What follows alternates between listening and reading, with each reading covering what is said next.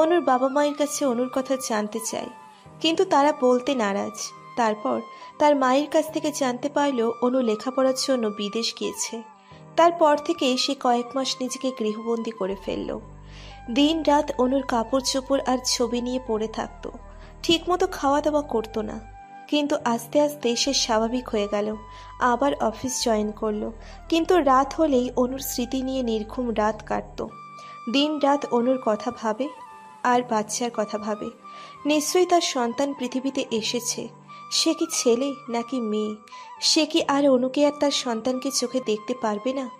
ছেলের বিষণ্ণতা ও মন খারাপ দেখে সাফিনের মা প্রায়ই তাকে বিয়ের কথা বলে মেয়েদের ছবি দেখায়। কিন্তু সে বিয়ে করতে নারাজ। সে অনুকে ভালোবাসে। অনু ছাড়া তার মনে অন্য কারো জায়গা হবে না। অন্য কাউকে বিয়ে করলে অবশ্যই তাকে ভালোবাসতে হবে, নয়তো তাকে ঠকানো হবে। কিন্তু সাফিনার কাউকে ঠকাতে চায় না। একবার ঠকানোর ফল সে হারে হারে পাচ্ছে। নিজের সন্তান থাকতেও আজ 4 বছরে সে তার মুখ দেখতে পারেনি, বাবার ডাক শুনতে পারেনি। তার থেকে বড় হতভাগা আর কে আছে? আর সবই তার কর্মফল। সে নিজে এসবের জন্য দায়ী। হয়তো অনু ঠিকই করেছে, সে অনুকে ডিজার্ভ করে না। অনু যে কতটা পবিত্র তা সাফিনের থেকে ভালো হয়তো কেউই জানে না। তারপরেও সে সেদিন অনুর চরিত্র নিয়ে কথা বলেছে।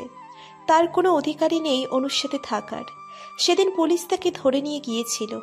মাথা ঠান্ডা হওয়ার পর সে বুঝতে পারে সে অনুকে কি বলে ফেলেছে, অনুর চরিত্রে দাগ দিয়েছে।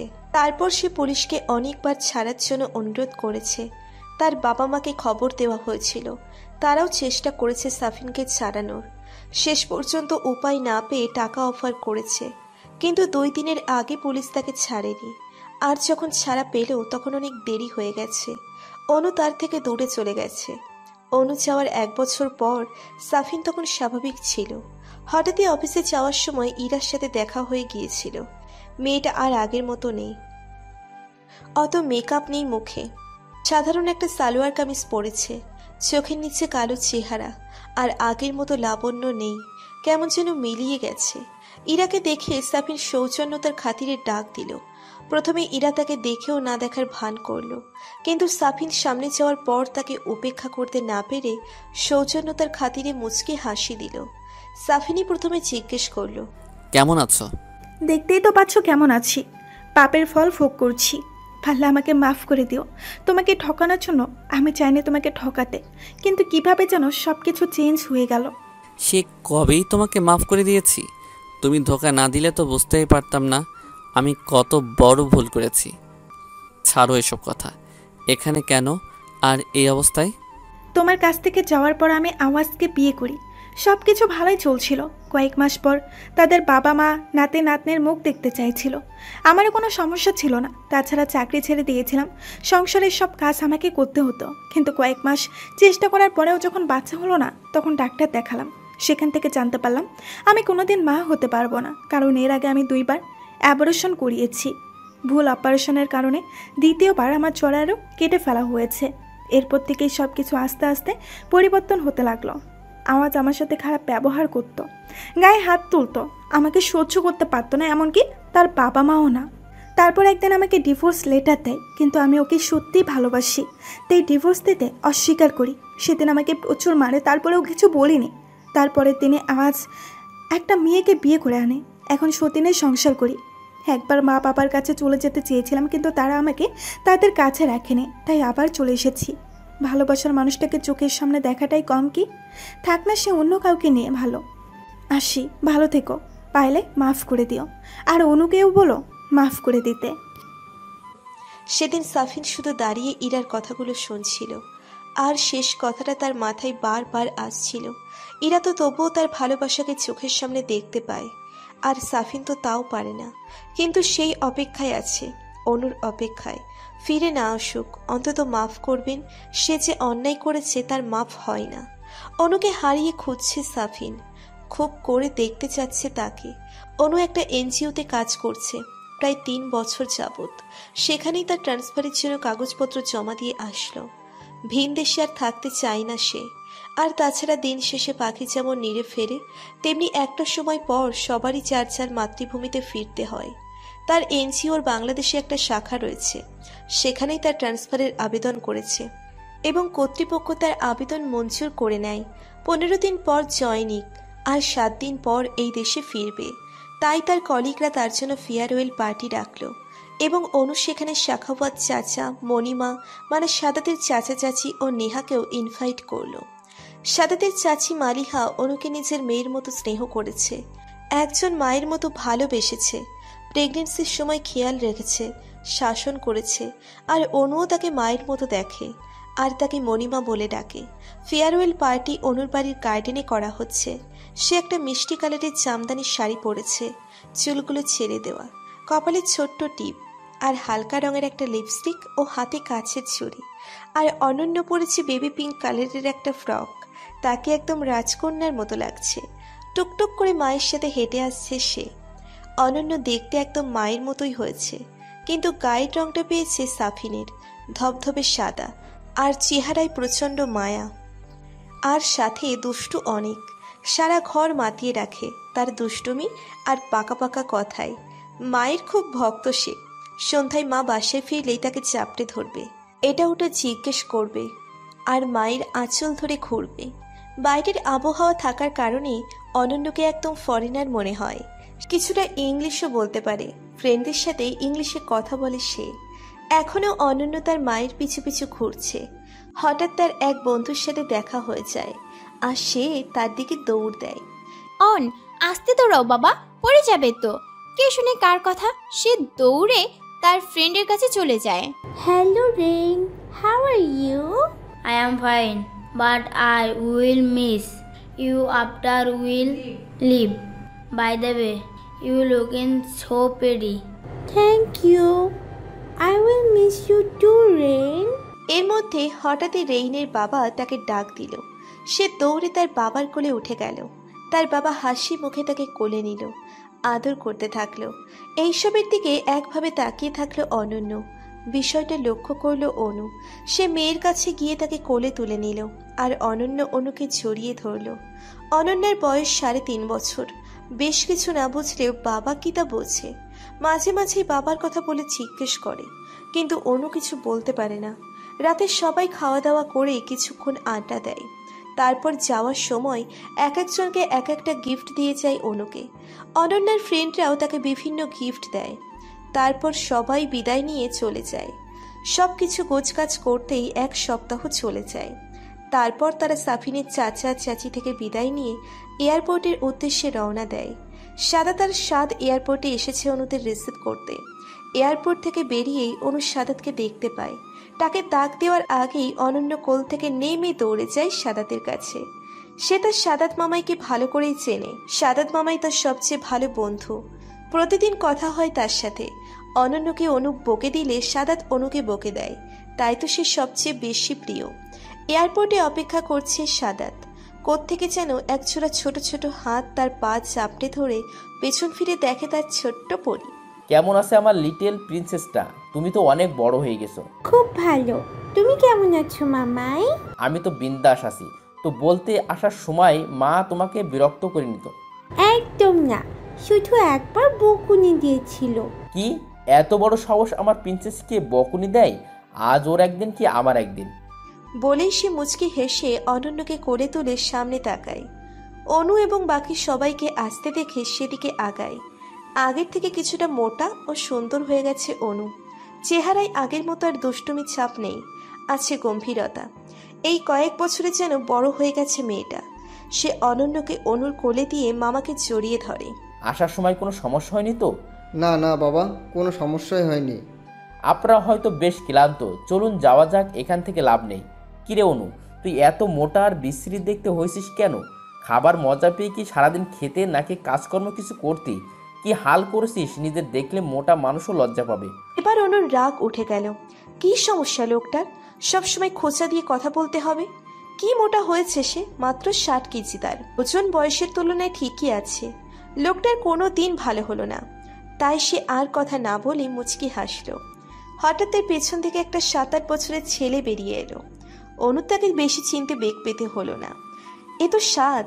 সে তাকে হাতের ইশারা করলো সামনে আসার জন্য। সাদাত তার পিমনির ইশারা পেয়ে দৌড়ে তার সামনে গেল। অনু তাকে জড়িয়ে ধরে বলল, কেমন আছে আমার বাবাটা? খুব ভালো। তুমি কেমন আছো পিমনি?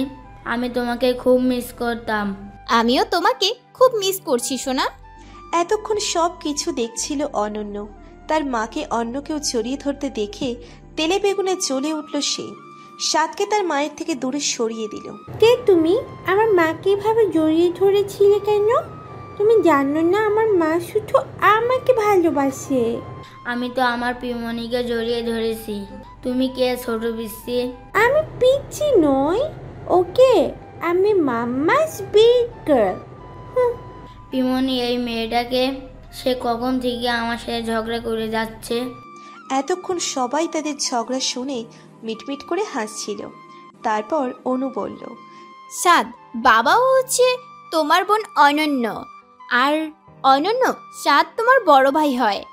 আর তার সাথে ভালোভাবে কথা বলো, ভাইকে হাই বলো। আমার এমন পচা ভাইয়া লাগবে না, আমার মাকে নিয়ে যায়। আমারও তোমার মতন পচা বোন লাগবে না। তারপর বহু কষ্টে তাদের দুজনের ঝগড়া থামিয়ে বাসার উদ্দেশ্যে রওনা দিল। তারা নিজ বাসায় উঠল। আগে থেকেই সাদাত লোক দিয়ে ঘর পরিষ্কার করে রেখেছে। তারপর তারা কোনো রকম ফ্রেশ হয়ে যায়, যার যার রুমে বিশ্রামের জন্য চলে গেল। আর সাদাত ডিনারের ব্যবস্থা করতে লাগলো। রাতে খাওয়া দাওয়া করে সবাই ঘুমিয়ে গেল। খুব লম্বা জার্নির পর ক্লান্তি আসাটাই স্বাভাবিক। সাফিন এই কয়েক বছরে অভ্যেসবশত প্রায়ই রাতে অনুদের বাড়ির সামনে যায়, যদি অনুর সাথে একবার দেখা হয় সেই আশায়। আজ কেন জানি সাফিনের মন বাড়িতে টানছে। বারবার মনে হচ্ছে আজ অনুর দেখা মিলবে। তাই আর দেরি না করে অনুদের বাড়ির উদ্দেশ্যে রওনা দিল। আধা ঘন্টার মধ্যে পৌঁছে গেল। সেখানে যাওয়ার পর সাফিনের খুশির সীমা রইল না। অনুদের বাড়ি আলো জ্বলছে, অনুর ঘরের বারান্দায় আলো জ্বলছে। তাহলে কি অনু ফিরে এসেছে? সারা রাত সে দুচোখের পাতা এক করল না। এক ধ্যানে তাকিয়ে রইল অনুর বারান্দার দিকে, যদি একবার দেখা হয় সেই আশায়। কিন্তু সকাল 9টা পার হওয়ার পরেও অনুর দেখা মিলল না। হঠাৎই কোত্থেকে একটা বল এসে সাফিনের পায়ের কাছে থাকলো। সেই বলটা হাতে তুলতেই একটা 3 থেকে 3.5 বছরের বাচ্চা মেয়ে দৌড়ে সামনে এসে দাঁড়ালো। তুমি আমার বলটাকে হাতে কেন নিয়েছো? ডোন্ট ইউ নো দ্যাট অন্যের জিনিস না বলে নেওয়া ব্যাড ম্যানার্স? সাফিন নিচু হয়ে বাচ্চাটির গাল টেনে দিল। ওফো, don't touch my cheek, I don't like it. ওরে বাবা, আমি তো ভয় পেয়ে গেলাম। সরি, আর হবে না। তা কি নাম তোমার? আমি তোমাকে আমার নাম কেন বলবো? মা বলেছেন ডোন্ট টক উইথ স্ট্রেঞ্জার্স। কেন যেন সাফিনের বাচ্চা মেয়েটিকে খুব আপন লাগছে। তার যদি একটা মেয়ে হতো তাহলে নিশ্চয়ই ওর সমানই বড় হতো। হঠাৎই কেউ একজন বাচ্চাটিকে ডাক দিল। বাচ্চাটি স্বপ্নের হাত থেকে বল নিয়ে তার বাই বাই বলে তাকে চলে গেল। আর সাফিন বাকরুদ্ধ হয়ে দাঁড়িয়ে রইল, কারণ বাচ্চা মেয়েকে অনুর বাবা নানু ভাই বলে ডাক দিয়েছে। সাফিনের যা বোঝার তা বুঝে গেছে। এতক্ষণ সাথে কথা বলছিল, অথচ তাকে চিনতে পারল না। সাফিন ভাবলো আপাতত তার বাড়ি যেতে হবে, অনেক কাজ পড়ে আছে। বাড়ি গিয়ে তার খুশির সীমা রইল না। সে তার মাকে জড়িয়ে ধরে বারবার বলছে, মা, অনুরা ফিরে এসেছে। যেন আমার একটা মেয়েও আছে, একদম বাচ্চা পুতুল, কি সুন্দর করে কথা বলে। আমাকে বলে কি জানো মা, নিষেধ করেছেন স্ট্রেঞ্জারদের সাথে কথা বলতে। চেহারা একেবারে অনুর মতো, টুকটুক করে হাঁটে, কথা বলে। মা, ও আমার মেয়ে, আমার আর অনুর মেয়ে। বলতে বলতে সাফিনের চোখে খুশিতে পানি এসে পড়ল। আর তার মা প্রত্যুত্তরে কিচ্ছু বলল না। বাড়ি এসে প্রথমেই সে অফিস থেকে ছুটি নিয়ে নিল। অনুর সাথে কথা বলতে হবে তার, একবার হলেও মাপ চাইতে হবে। তার জন্য সুযোগ আর সময় দুটোই প্রয়োজন। বিকেলে অনন্যর বায়নায় অনু তাকে সামনের পার্কে নিয়ে গেল। সাথে স্বাদও আছে। সকাল থেকেই পিমনির পিছনে পড়ে আছে সে। আর তাকে দেখে অনন্য রেগে আগুন। এই ছেলে কেন তার মায়ের সাথে থাকবে? এই নিয়ে কয়েক দফা ঝগড়া হলো তাদের দুজনের মধ্যে, কিন্তু এক পর্যায়ে বিষয়টি খারাপের দিকে যায়। তুমি সব সময় আমার মায়ের কাছ থেকো কেন? তোমার কি মা নেই? Go to your mother. Why are you taking my mother from me? মায়ের কথা শুনে সাত চুপ হয়ে গেল। তারপর দৌড়ে অন্যদিকে চলে গেল। অনু তাকে থামাতে পারল না। অনু স্বাদের মন খারাপের কারণ বুঝতে পারল।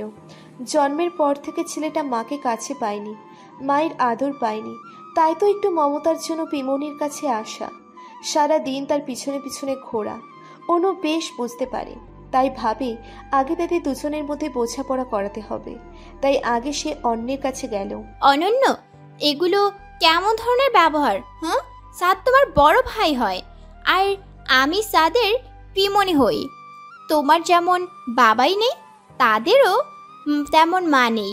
তুমিও তো তোমার মামাইয়ের সাথে থাকো, তখন কি সাদ তোমাকে কিছু বলে? অনন্য মন খারাপ করে অপরাধীর মতো মাথা নাড়ল। তারপর বলল, সাদ ভাইয়ের মা কোথায় গেছে মা? উনি তো আকাশে তারা হয়ে গেছে। তাহলে তাকে সেখান থেকে আসতে বলো, তাহলেই তো আর তোমার কাছে বারবার আসবে না। সেখান থেকে তো কেউ ফিরে আসতে পারে না বাবা, যে একবার চলে যায় আর কখনো ফিরে আসে না। তাহলে কি আমার বাবা আকাশে তারা হয়ে গেছে মা? He don't even come to us. অনন্যর বাবার কথা শুনে অনু আর কিচ্ছু বলতে পারল না। কথা ঘোরানোর জন্য বলল, যাও, সাদ ভাইয়া মন খারাপ করেছে, তাকে গিয়ে সরি বলে আসো। তুমি কি চাও তোমার জন্য কেউ মন খারাপ করুক? তারপরে অনন্য সাদকে সরি বলে, আর সেও সরি মেনে নিয়ে খুব ভালো বন্ধু হয়ে গেছে। সাদ এখন অনন্যকে পরি বলে ডাকে। দুজনের মধ্যে খুব ভাব হয়ে গেছে। দুজনেই সারাদিন খেলা করে।